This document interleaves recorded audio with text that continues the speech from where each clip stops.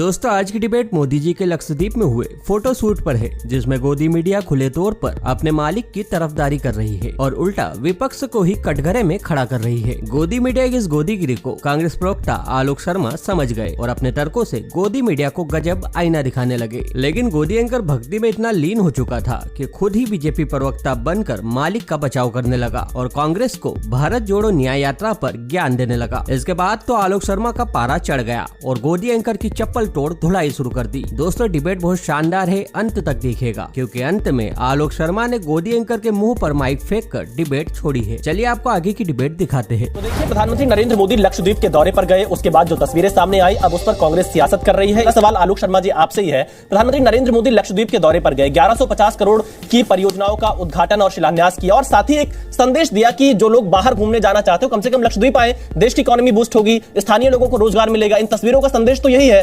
लेकिन कांग्रेस पार्टी को कुछ और क्यों नजर आ रहा है? अभी बदत है भाई, अभी बदत है। देखिए मुझे लगता है सबसे पहले तो मुझे आपकी प्रथम टिप्पणी पे बड़ी सख्त आपत्ति कि विपक्ष इसके ऊपर राजनीति कर रहा है। विपक्ष अपने सवाल कर सकता है, राजनीति अगर कोई कर रहा है तो हिंदुस्तान का मीडिया करता है और मोदी जी करते हैं। मुख्य मुद्दा यह है कि हमें आपत्ति नहीं है, देश के प्रधानमंत्री पर्यटन को बढ़ावा दें, तमाम चीजों को बढ़ावा दें, अच्छी बात है, लेकिन सवाल मणिपुर पर है। क्या मणिपुर के अंदर जिस तरह के हालात पिछले कई महीनों से हैं और बीजेपी के प्रवक्ता मणिपुर का नाम लेते ही मुस्कुराते हैं तो बड़ा दुखद लगता है। और देश के प्रधानमंत्री छाती पीट कर कहते हैं एक अकेला सब पर भारी, और जिस तरह से संसद के अंदर ठहाके लगाए जाते हैं मणिपुर के विषय के ऊपर, तो मणिपुर के ऊपर सवाल उठता है। मणिपुर के लिए देश के प्रधानमंत्री की तरफ से ही एक स्टेटमेंट आया था कि वहां पर शांति काफी हद तक बहाल हो चुकी है। अब हम पूछना चाहते हैं पिछले हफ्ते ही जो तमाम मृत्यु हुई हैं, तमाम जो हत्याएं हुई हैं, वो किस तरह से हुई हैं? जब मणिपुर में चुनाव था तो 1 दर्जन के करीब केंद्रीय मंत्री डबल इंजन की सरकार बनाने के लिए वहां पर गए थे।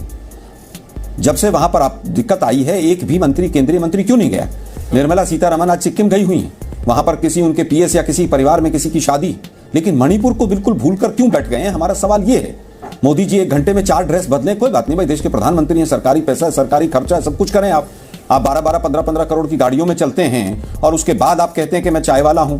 आप 8500 करोड़ के हवाई जहाज में चलते हैं। जिस समय पर पुलवामा हो रहा था तो अभी आप शूटिंग ही करा रहे थे। तो हमारा विपक्ष के नाते फर्ज बनता है कि मणिपुर के जो हालात हैं उसके ऊपर चिंता क्यों नहीं होनी? उसके ऊपर चिंता होनी चाहिए। मूल सवाल ये है कि अगर ये राजनीति करना है तो मुझे लगता है कि आपको सोचना पड़ेगा कि आप किस शब्दावली का। आलोक जी मैं आपका जवाब लेता हूं। आलोक जी जवाब दीजिए, मणिपुर में जब डिबेट, मणिपुर के मुद्दे पर जब डिबेट होती है सदन में तो कांग्रेस वॉकआउट कर जाती है, बीजेपी आरोप लगा रही है। आपने देखा था किस समय पर वॉकआउट कर गए थे? जब 2-2.5 घंटे तक पूरी चर्चा में मणिपुर का नाम भी नहीं लिया गया और ठहाके लगाए गए, तब उस समय पर विपक्ष मजबूर होकर वॉकआउट करके गया था। जब देश के प्रधानमंत्री वहां खड़े होकर कह रहे थे एक अकेला सब पर भारी, और बीजेपी के तमाम सांसद हंस रहे थे वहां पर संसद में बैठकर। मणिपुर इनके लिए सीरियस नहीं था, ना आज था, ना कल था, ना आगे रहेगा। इनको केवल वोट चाहिए डबल इंजन के सरकार के नाम पर। उसके बाद मणिपुर में जो मर्जी होता रहे। गृह मंत्री महोदय वहां पर गए, 2 दिन रहे, उनको यह नहीं पता चला कि 2 बालिकाओं को निर्वस्त्र करके किस तरह से घुमाया गया। तमाम इंटरनेट को तब बंद कर दिया गया जब वहां से खबर आने की बात थी। तो डिबेट का जवाब मैंने दिया। दूसरी बात एमओयू। अरुणाचल प्रदेश से यात्रा क्यों नहीं शुरू की बीजेपी ने? आरएसएस मुख्यालय।